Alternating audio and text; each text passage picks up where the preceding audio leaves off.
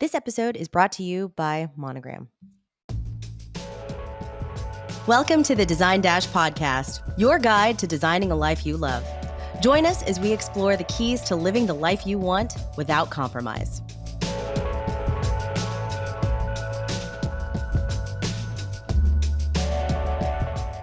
Hi, everyone. Welcome to the Design Dash podcast. I'm your host, Melissa, and I'm here with Laura. And I am so excited to speak with our guest today. We have Erika De Pellegrin here, who is a strategic legal consultant. She hosts her own podcast, The Balance Theory, which if you haven't heard it, you need to give it a listen. It's absolutely amazing. It's a place where she's exploring her passion for health and wellness, self-growth, and building a resilient mindset. And so a major focus of this podcast is how to sustainably navigate this busy schedule while also living your best life. And that's the Design Dash ethos as well. So I felt like this is going to be a really, really good podcast. So I listened to a few of your podcasts, Erika, loved every single one of them. I wish we could talk about all of them today, but I really just love the idea behind your podcast because I always find myself vacillating between moments of high, intense productivity and then moments of complete bed rot for an entire day. And there's just a lot of guilt around not being more productive. And then it creates this cycle, right? Which is in itself really paralyzing. And so you've talked to so many great guests, like in those conversations, like what have you learned about balancing productivity with rest? Well, firstly, thank you so much for having me on. It's really nice to always connect with other hosts kind of on a similar curiosity path or mission to myself. So I appreciate having me on today. Yeah. I guess well, it's a big question, but I guess like the starting point for me was something very similar, right? It was this constant struggle between wanting to be a high performer and be productive all the time, and then trying to navigate that with life and the unpredictability and the uncertainty of it.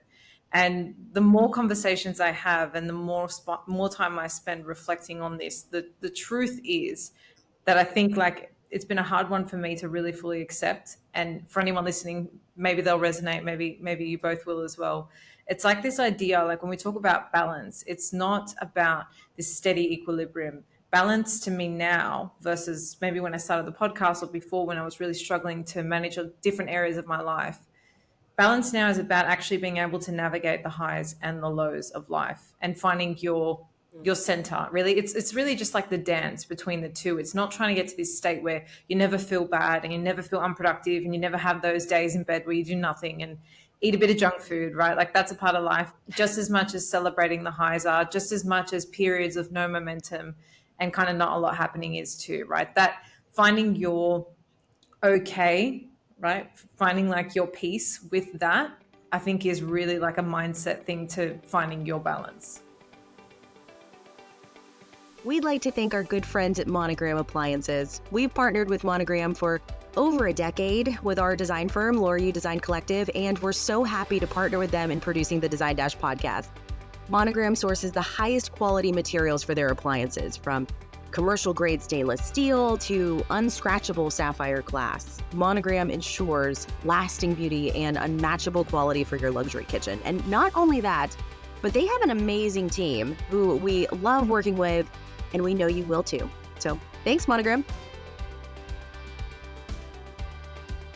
How do you do that? Is it just, I'm recognizing I'm in this moment right now and I'm okay with it? Or is there something that you do, like tools that or other things that like you're practicing in order to be okay in either moment? Yeah, no, I think it's a good question. I think one part of this is the mindset, peace, acceptance, which to be honest, even though it's something I'm aware of and actively pursuing all the time, I do need that gentle, sometimes more aggressive reminder when I am fighting with myself.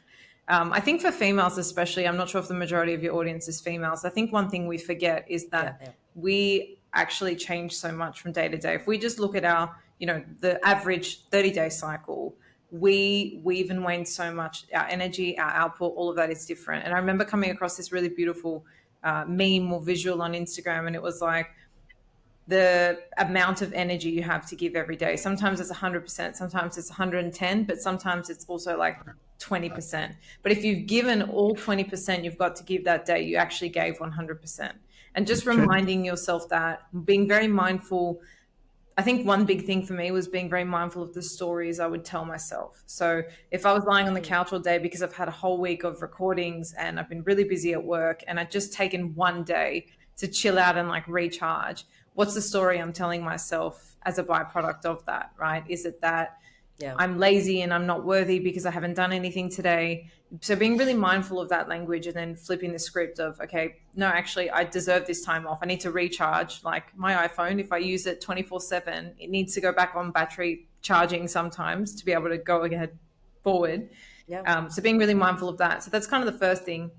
And the second thing is really about being clear on your priorities. And I think when you're very clear on what's important to you and what deserves time and space in your schedule, then framing and shaping your timetable around that really helps clear a lot of the noise. So you're actually not giving your energy to things that don't matter. Because I think that's when we get really tired, when we're spending time doing things that A, maybe don't give us energy, and B, Yeah. are, we're saying yes to something else instead of saying yes to ourselves. So I think it's like a two-part thing for me. Again, it's an ongoing process, but I think I can break it down to that mindset shift, being mindful how I speak, think, and feel about myself, and then actually practically thinking about my priorities and structuring my time around them as such. Yeah. So I love that you're talking about what you say yes to, like saying yes to yourself and prioritizing the things that are important to you. And sometimes I feel like that's what I personally struggle with. And I think a lot of our listeners struggle with that as well, is I want to do everything. And I often find like I become completely frozen because I have so many things that I want to do. And I'm like, oh my God, what do I do first? And I just don't do anything. And that may just be a me thing. But anyway, so I was listening to one of your episodes and you talked about garden beds and seasonality and how you prioritize things in your life, how you decide what's important. And I really love that system because I think it took away some of my guilt from making those decisions. So could you talk a little bit just like quickly about that system? Yeah, I'd love to. So, what you're referring to is actually the whole backbone of the show. So, the podcast is called The Balance Theory, Melissa, as you kindly introduced before. And for me, this is the theory or the approach I have to balance. So, just a quick tangent. I guess the way a lot of us talk about balance is in this frame of work life balance. And for me, that's when I was thinking about my balance from that framework, I was suffering with a lot of guilt, kind of same thing you were explaining, this superwoman paralysis, right? Like need to do everything, don't have enough time. And I was looking at the areas of my life like juggling balls. And it just felt very overwhelming and like I couldn't make time for everything, even if I tried, right? I was always like running out of time and was just drowning in guilt and overwhelm 24/7. So the shift for me was when I started looking at the areas of my life, which I've condensed down to my health, that's your physical and mental, my relationships, which are my friendships, my family, and my romantic relationship with my husband, and then my fulfillment, which is work, hobbies, anything that falls under that category. So, what I did was I started looking at these three areas not as juggling balls, as things I need to juggle and squeeze into my time, but instead as garden beds. Now, this did quite a few things in terms of, like you said, Laura, like removing a lot of the guilt around what you're Yep. feeling. And that's kind of how I felt too, because it allowed me to look at these areas from a very nurturing point of view.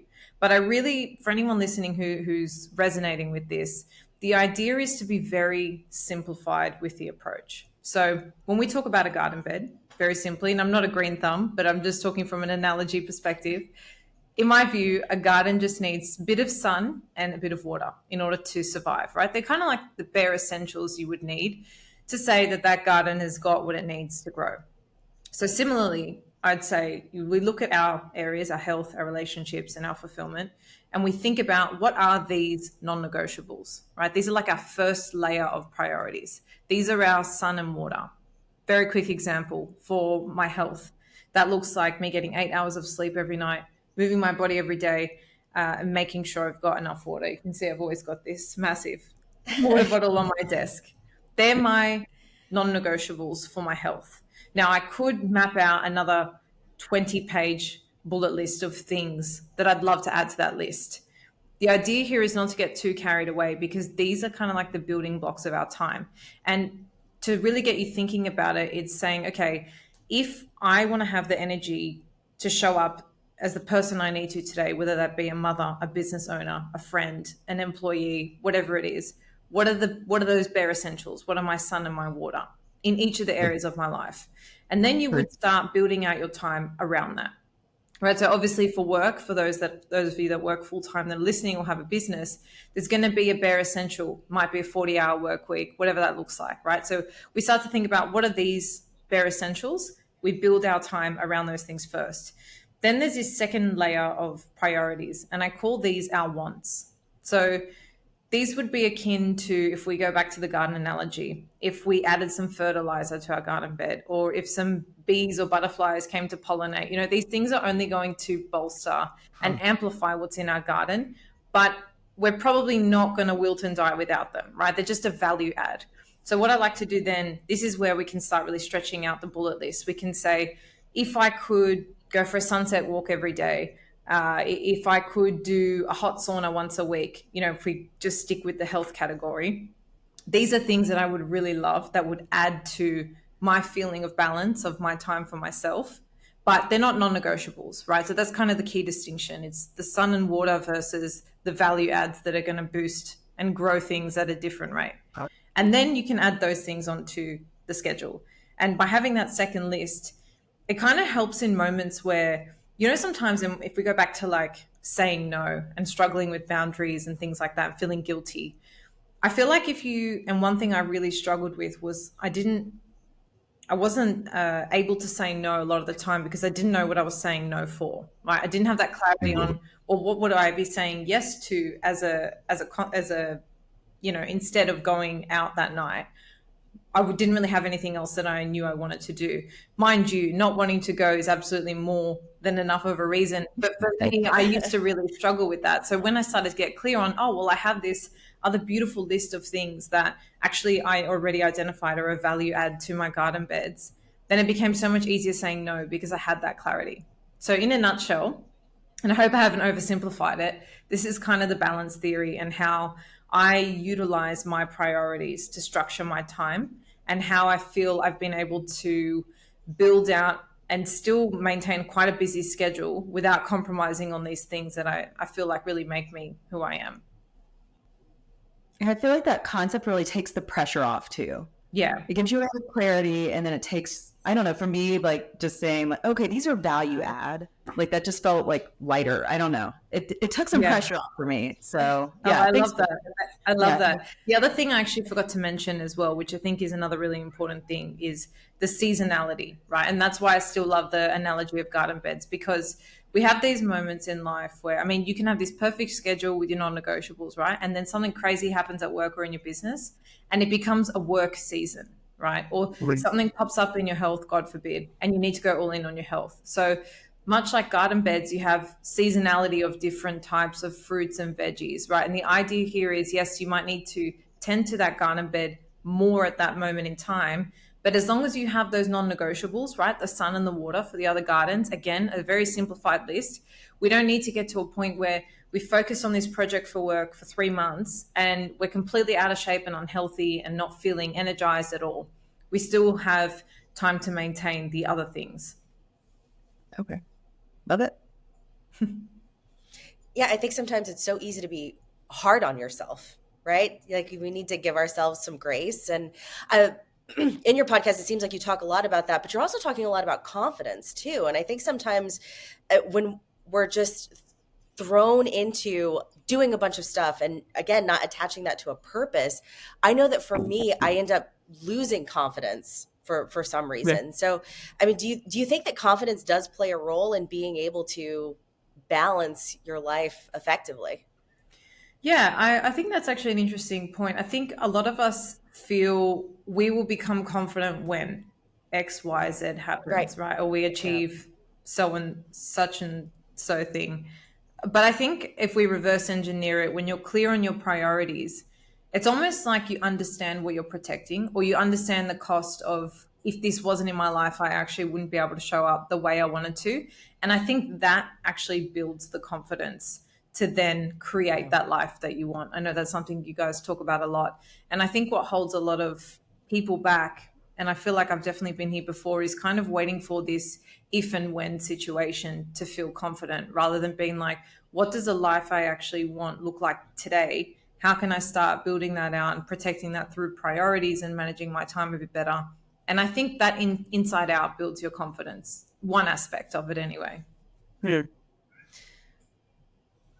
it's all I have a lot of all or nothing thinking. Like if I can't do it all and make it amazing, I'm just not going to do it. And so I think that for me, the key to finding some balance is just iterant moments of getting things done. Like it's okay to just do something for 10 minutes because it's better than doing it for 0 minutes, right? And it's like and I think that's the long-term effect, right? You're doing 10% every day or 10 minutes every day. That adds up faster than what you realize. yeah, absolutely. So this may not be anything that you do, but I've been trying the Pomodoro technique or the Pomodoro method recently. Have you heard of this? I have, but I'd be open to a refresher. So Pomodoro is 25 minutes of focused work, and you actually set a timer and you have a to-do list and you say, okay, in this 25 minutes, I'm going to focus on this thing. And then your timer goes off, you take a forced break, which is hard for me to do, especially once I get in the flow. But I have found that it's really, like Melissa said, I get frozen and I'm like, oh, I only have 20 minutes to do this thing. Like, what the hell am I going to do with 20 minutes? But this technique has really worked for me because I'm like, okay, I'm going to sit down and give 25 minutes of focused work. And I feel like I'm going to actually accomplish something, and I do. And it may not be I'm solving the entire thing, but I'm taking a step in that direction. So do you use something similar, or how do you find your best accomplishing what you're setting out to do? Yeah, I think so this is quite similar to a concept called time blocking, which is something I also love using. It's similar, but a little bit different in the sense where I would have a to-do list, and then I would say, okay, this thing's going to take me 1 hour, this is going to take me 30 minutes, etc. And then I would build out my day accordingly. And like you said, kind of with breaks. I have to say, it really depends on the type of work I'm doing. So when I'm doing my legal consulting style work, or when I'm planning or doing emails or kind of admin style, that works for me really, really well. But if I'm trying to do creative work, i.e.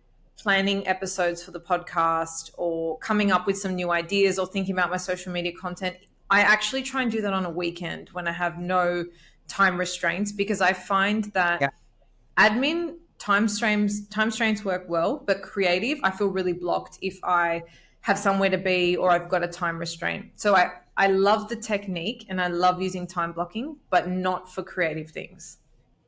And this is why I work when I'm on vacation. Because you have unlimited time to be creative. No one's looking for you. You're out of the office. I have people ask me all the time, like, God, you work on vacation? I'm like, yes, but it's different work. It's like, you're like generic flow and like on your own time. And so I actually introduced this thing on the podcast a couple of years ago. It's called No Agenda Time. Generally, I like to talk about it in terms of having time for yourself. And it could be like a 1 or 2 hour block. For me, it's generally on a Sunday afternoon because I never plan things for a Sunday afternoon. And it's not so much that that's a block for me to have to myself. It's just that it has no agenda. So when it gets to Sunday, 3 p.m., whatever I feel like doing, it's an open window for me, right? Like I could work if I wanted to, but I could also go out. I could veg on the couch. It's just whatever I feel like doing. And it just takes that pressure of having everything scheduled in all the time. So I feel like for anyone listening who's like really needing that creative time, just thinking about like your routine and practically what could work, whether it's you get up super early and you have that energy first thing in the morning, or you want to block it in on the weekend. I mean, we've all got such different priorities and responsibilities, so it has to work for you. But I think like blocking out that time could also work. But like you said, Laura, like vacation is probably one of the very few times when no one's trying to grab your attention and you can be completely offline. Maybe you can do like a work vacation. Yes, I love those.